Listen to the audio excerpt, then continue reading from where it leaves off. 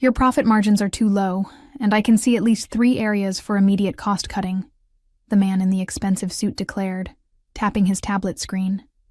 Starting with employee compensation. I sat across the desk, stunned into silence as Brian Hayes, the new regional manager from Brightpaw Veterinary Partners, explained how my career of 14 years at Oakwood Animal Clinic was now worth exactly 60% of my current salary. Nothing personal, Dr. Langdon. Just business, he said with a practiced smile. We need to align your compensation with industry standards. My name is Jessica Langdon. I'm 41 years old and have dedicated my entire professional life to the animals of Lexington, Kentucky. What started as a job at a small family-owned veterinary practice straight out of vet school had grown into something I poured my heart and soul into. I was the one who'd helped the clinic grow from a 2-room operation to the trusted community fixture it had become. I understand this is a transition period, I replied calmly, though my heart was pounding. When would these changes take effect? Next pay cycle, Brian answered, already looking back at his tablet. We'll need your decision by Friday.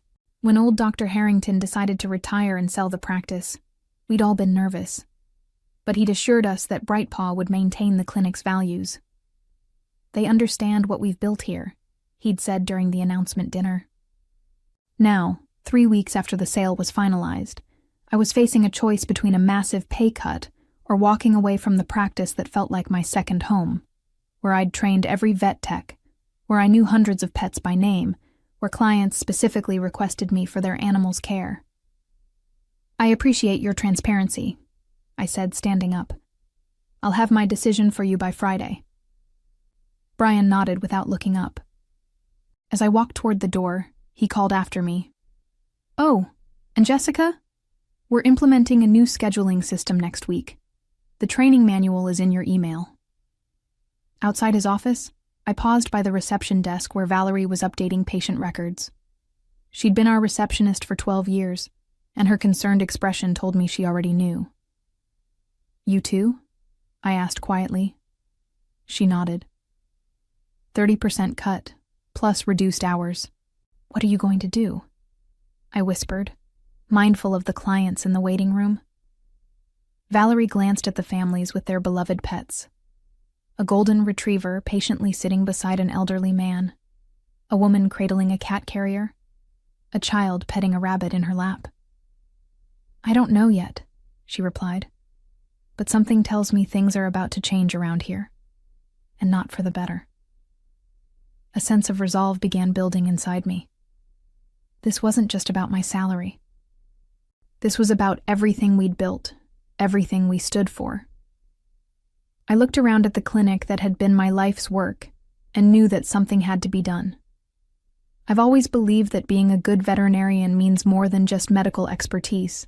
It's about relationships. With animals, yes, but equally with their humans. Over 14 years, I'd vaccinated puppies and later helped those same dogs cross the Rainbow Bridge. I'd sent handwritten sympathy cards after difficult losses and celebrated miraculous recoveries. My cell phone number was saved in countless family contacts as Dr. Jessica for emergency consultations. My apartment walls were covered with thank you cards and photos of pets I'd treated. The refrigerator displayed drawings from children whose animals I'd saved. These weren't just clients. They were connections that ran deep. You've worked with Brightpaw before, right? I asked Thomas, our newest veterinarian, during lunch the following day. At 32, he'd joined us 6 months ago after working at a corporate practice in Nashville. He nodded grimly. 3 years. It always starts the same. Cost cutting, then efficiency improvements, then pressure to upsell services. And the care quality? I asked, though I already suspected the answer. Everything becomes about numbers, he replied. How many patients you see per hour, how many additional services you sell, how much revenue you generate. He pushed his salad around. That's why I left. Got tired of being told to recommend unnecessary dental procedures to meet monthly targets. Later that afternoon, between appointments, I called Dr. Harrington. After 30 years of practice, He'd retired to a cabin by the lake, where he spent his days fishing and writing the veterinary memoir he'd always talked about. "I had no idea, Jessica," he said, his voice heavy with regret. "Their representatives assured me they valued the practice's culture. I would never have sold if I'd known." "It's not your fault," I assured him. "You deserved your retirement. I need to make a decision." "What are you thinking?" he asked. I hesitated. The idea had been forming in my mind, but saying it aloud would make it real. "I'm considering opening my own practice." The silence on the line lasted only a moment. "You should," he finally said. "You've got the experience, the client relationships, and Lexington could use a clinic that still puts care above corporate margins." After we hung up, I sat in my office, looking at the degrees and certifications on the wall.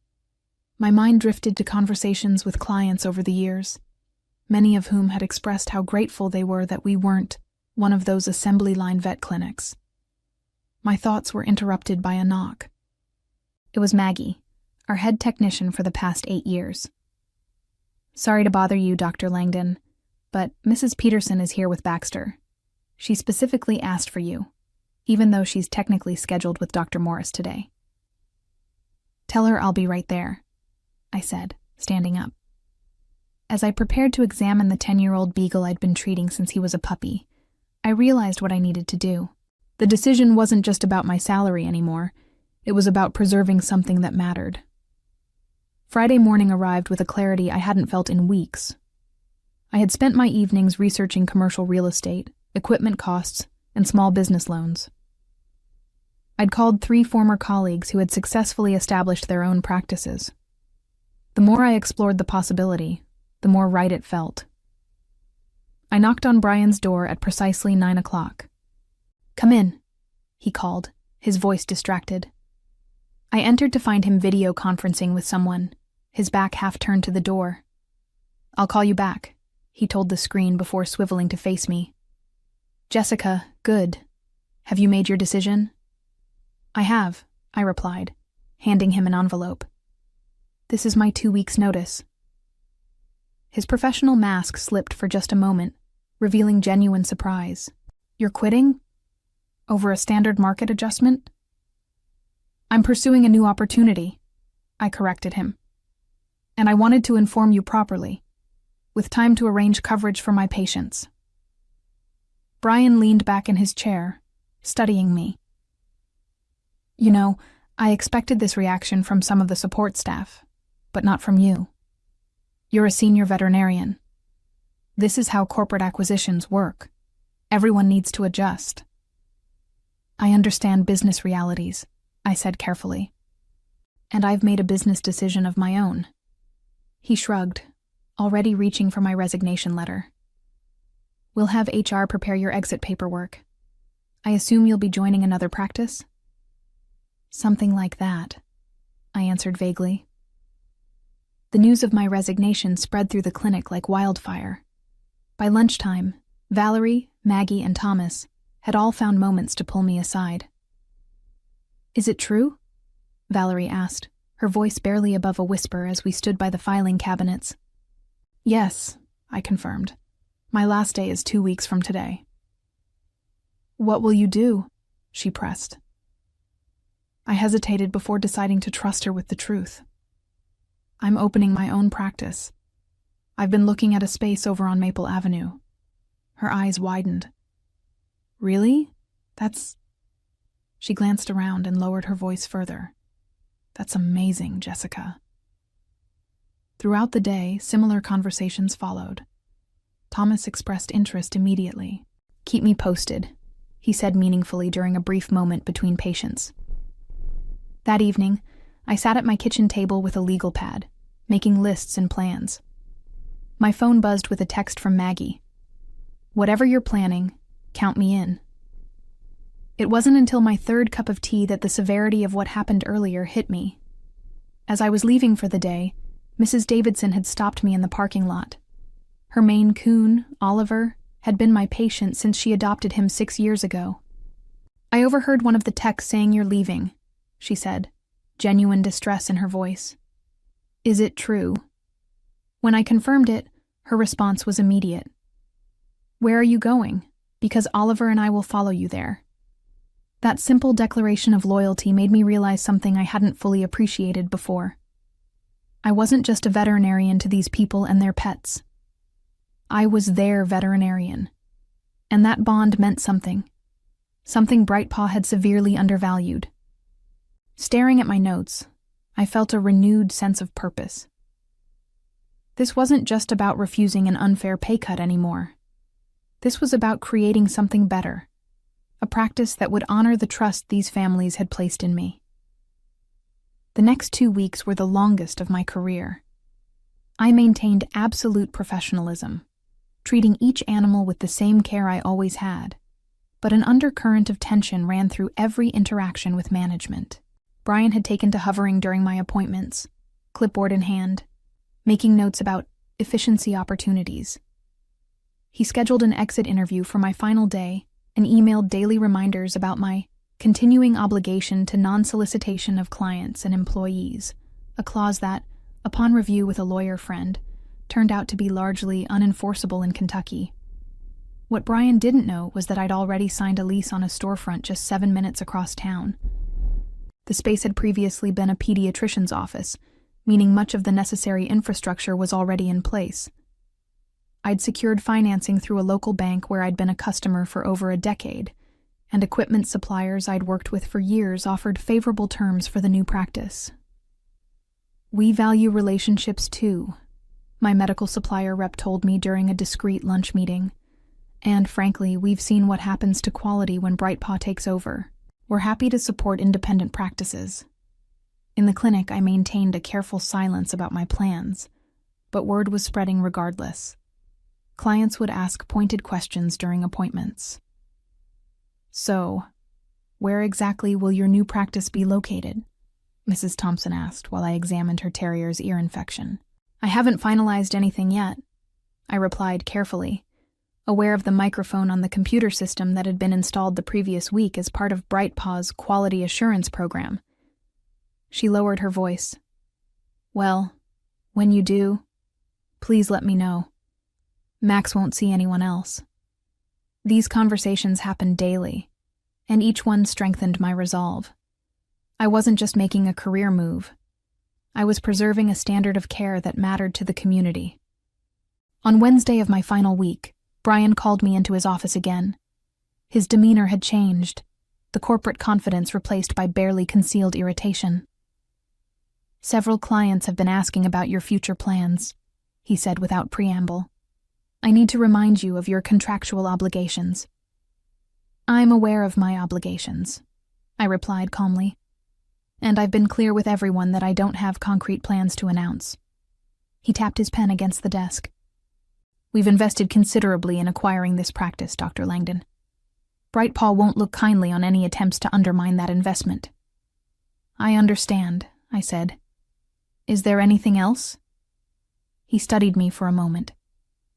We're prepared to reconsider your compensation package. Perhaps we were too aggressive with the initial adjustment. The offer caught me off guard. It was the first sign that perhaps Brightpaw was recognizing their miscalculation. But it was too late.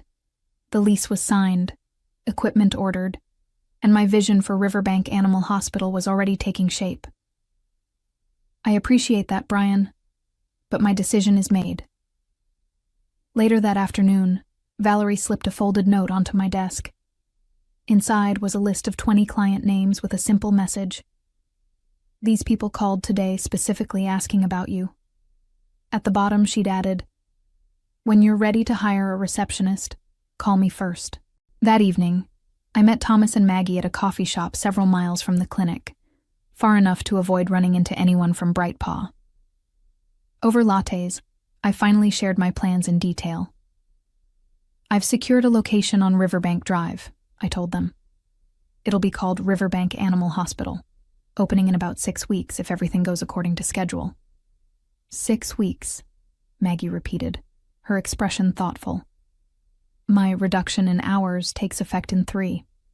Interesting timing. Thomas leaned forward. What's your staffing plan? I need a veterinarian who shares my philosophy of care, I said, meeting his gaze directly, and an experienced lead technician. Their smiles told me everything I needed to know. By the time we left the coffee shop, my new practice had unofficially gained its first team members. The pieces were falling into place, but I had no idea that Brightpaw was about to force my hand in a way I never anticipated. My second-to-last day at Oakwood began with an unwelcome surprise. Posted on the break room bulletin board was a new fee schedule, effective immediately, with price increases averaging 30% across all services. Basic vaccinations that had cost $45 were now $65. Dental cleanings jumped from $300 to $425. More disturbing were the new care packages, highlighted in bold, bundled services that included tests rarely needed for healthy animals. The comprehensive wellness package included 3 separate screens that most pets simply didn't require at routine visits. "They're not even trying to hide it anymore," whispered Jenna, a young vet tech who had joined us just before the acquisition. "Dr. Morris already told me we need to recommend the premium package to every client today." My stomach tightened. This wasn't just corporate streamlining anymore. This was exploitative. When Mrs. Whitaker brought in her elderly cat, Chairman Meow, for his arthritis check, I found myself in an impossible position. The new protocols required me to recommend a full senior panel costing nearly $500, despite having run the same tests just 2 months earlier. "Is this really necessary so soon?" Mrs. Whitaker asked, her concern evident. Living on a fixed income, she budgeted carefully for her cat's care.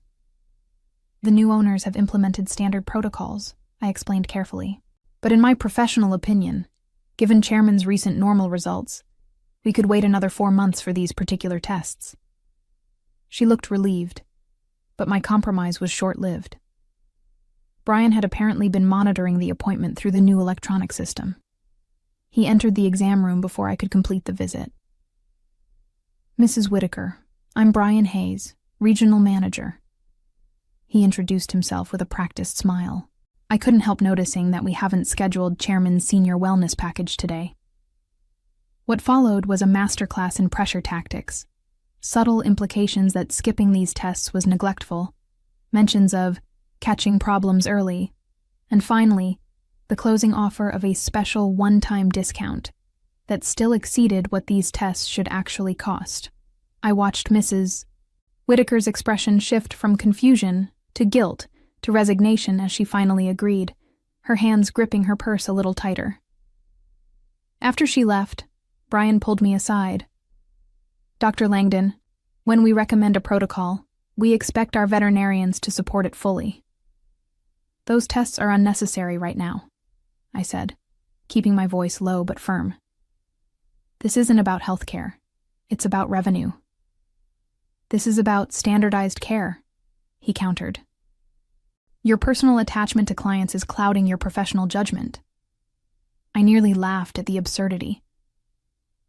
My personal attachment to clients is called building trust. It's why this practice has thrived for decades. He checked his watch dismissively. "Well, thankfully we only have to manage that approach for 1 more day."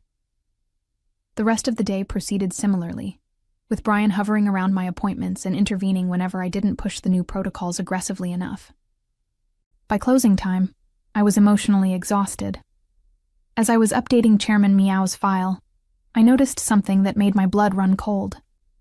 In the notes section, an administrative entry read, "Patient transfer to Dr. Morris effective immediately. Dr. Langdon no longer primary veterinarian." A quick check of several other longtime patients revealed the same change. They were reassigning all of my patients before I'd even left.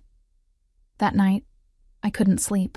I'd planned to depart quietly, give myself time to set up my new practice, and only then let clients know of my new location.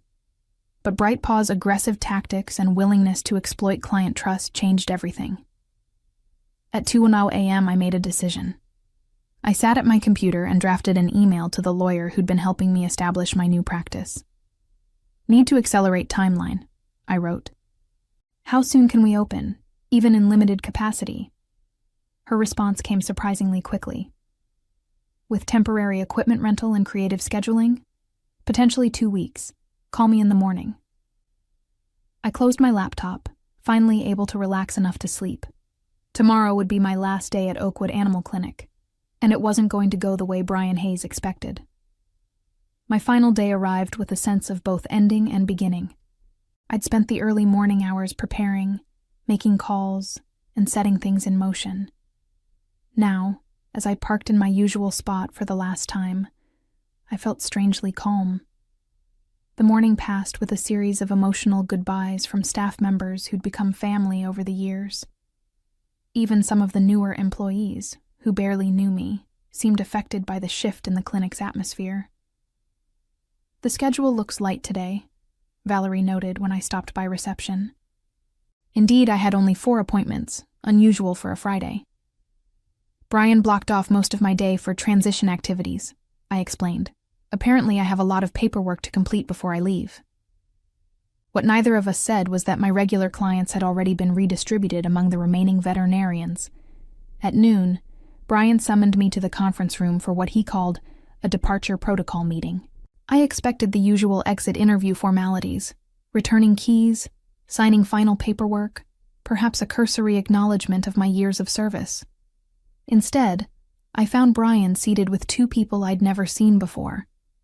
One was introduced as Brightpaw's regional legal counsel, the other as their human resources director. "Before we process your departure, we need to address some concerns," Brian began, his tone formal. "It's come to our attention that you may be planning to open a competing practice in violation of your employment terms." The legal counsel, a stern woman in her 50s, slid a document across the table.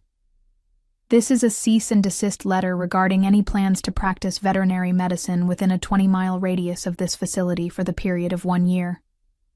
I looked at the document but didn't touch it. I don't recall signing any non-compete agreement. It's incorporated in the transition documents all employees signed when Brightpaw acquired the practice, she replied smoothly. "Actually," I said, reaching into my bag, "I have copies of everything I signed. There was no non-compete clause in any of those documents." I placed my own file on the table. "My lawyer confirmed this yesterday." The atmosphere in the room shifted perceptibly. "Furthermore," I continued, "Kentucky law significantly limits the enforceability of non-competes for medical professionals, including veterinarians, particularly when patient welfare is at stake." The lawyer and HR director exchanged glances. Brian's confident expression faltered. "We're not here to debate legalities," Brian said quickly. "We simply want to ensure a smooth transition for our clients." "Your clients," I corrected him gently. "And I agree completely about ensuring their care isn't disrupted." The HR director, apparently sensing an opportunity to de-escalate, adopted a conciliatory tone.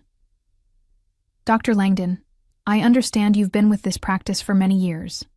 Perhaps we can find a compromise that works for everyone." I smiled. I'm always open to reasonable solutions. What followed was 2 hours of negotiations that eventually resulted in a simple agreement. I would not actively solicit Oakwood's clients for a period of 30 days, and in exchange, Brightpaw would drop any claim to restrict my practice location or timing. By the time we finished, I had officially completed my tenure at Oakwood Animal Clinic. I collected my personal belongings, said my final goodbyes, and walked to my car with a mixture of nostalgia and excitement. As I was pulling out of the parking lot, my phone chimed with a message from Valerie. "Just overheard Brian on the phone with corporate. He said, 'She's just one veterinarian. How much impact could her leaving possibly have?'" I smiled at her message and typed a quick reply. "I guess we'll find out." What Brian and Brightpaw didn't realize was that I wasn't just leaving. I was already 2 steps ahead. The wheels were in motion, and nothing would stop what was coming next.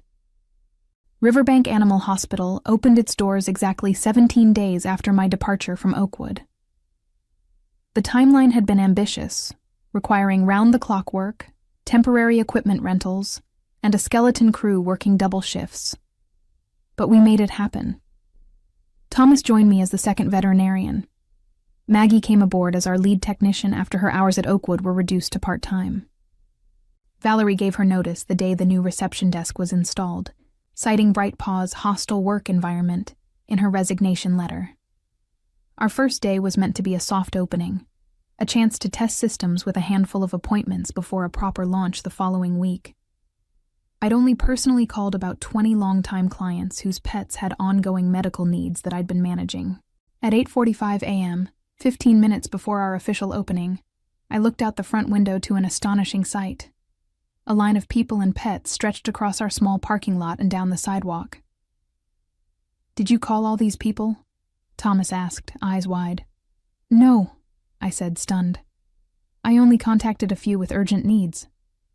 Valerie was already at the reception desk, logging into our new practice management system. "I think word got around," she said with a knowing smile. As we opened the doors, familiar faces poured in.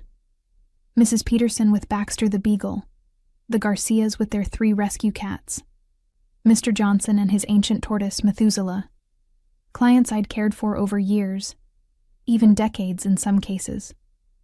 "We saw on the community Facebook page that you were opening today," explained Mrs. Peterson. "No one wanted to miss it." By lunchtime, we'd registered over 70 pets in our new system. By closing, that number had more than doubled. Every client had the same message. They followed their veterinarian, not the clinic brand. What touched me most were the small gestures of support. Clients brought homemade cookies, congratulation cards, and small gifts for the new practice. One family even arrived with pizza for the staff lunch. That evening, as we finally closed the doors after an exhausting but exhilarating day, I received a text from a former colleague still working at Oakwood. "Emergency meeting called for tomorrow morning. Apparently the schedule is suddenly empty." The following week succeeded even my most optimistic projections. We quickly had to expand our hours and hire additional staff to accommodate the influx of patients. By the end of our first month, we had registered over 800 pets in our system, approximately 70% of Oakwood's former client base. What surprised me most wasn't the number of clients who followed us, but rather how they found us. We had done minimal advertising, relying primarily on word of mouth and a simple announcement in the local paper. Yet clients kept coming, often mentioning that they'd heard about us from friends, neighbors, or community social media groups. "The neighborhood pet groups have been buzzing about your new place," one client told me as I examined her Labrador puppy. "Everyone's talking about how you stood up to that corporate chain." I hadn't intended to become a symbol of resistance against corporate veterinary care, but somehow that narrative had taken hold. People shared stories about their experiences with BrightPaw's new pricing and protocols, contrasting them with our transparent fees and individualized approach to care. 3 months after opening, I received an unexpected visitor. Dr. Harrington, my former mentor and the previous owner of Oakwood, came to tour the new practice. "I had to see it for myself," he said, looking around with undisguised approval. "You've created something special here, Jessica." As we walked through the clinic, staff and clients greeted him warmly, many expressing how much they missed him, but how happy they were with the new practice. "I made a mistake selling to BrightPaw," he admitted quietly as we finished the tour. "I should have approached you first." "Everything worked out as it should," I assured him. Later that day, I received an email that brought everything full circle. It was from Brian Hayes, requesting a meeting to discuss the veterinary landscape in Lexington. I smiled as I typed my response. "I'm available next Tuesday at 2 p.m. Nothing personal, just business." Looking around at the thriving practice we'd built, filled with wagging tails, purring patients, and the team I trusted, I realized that sometimes the best revenge isn't just success, but creating the place you were always meant to be.